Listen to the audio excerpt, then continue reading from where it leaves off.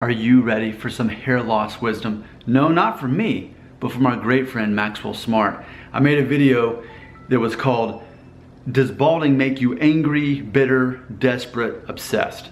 Because I know a lot of people in my audience do feel that way, and I can see that in the comments. I just love what Maxwell Smart, his reply, let me read it to you. Quote, anger is a normal reaction, but it can lead to bitterness, desperation, and obsession if it is permitted to take root.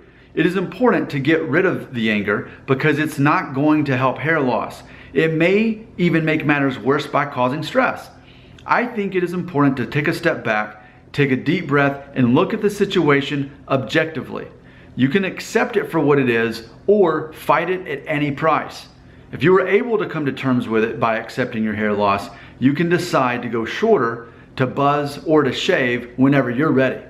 If you're gonna fight it, you have to take the lead and research which treatment may be best for you and which you can afford. There are no guarantees that any of these treatments will achieve the results you expect. Personally, I think it is best to accept hair loss for what it is. Today, the buzzed or the shaved look is just as fresh or as current as the pompadour, end quote. And that is coming from Maxwell Smart, who is a barber for a living. He is the resident barber of this channel, and he implies so much wisdom. And you know, so much of what I talk about here is hair loss psychology. And I just love that the majority of the words said in this video are from our great friend Maxwell Smart.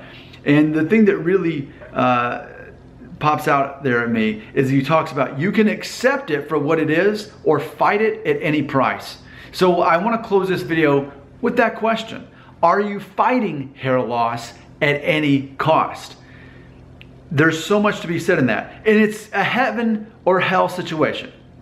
You can accept hair loss for what it is, or you can fight it at any price.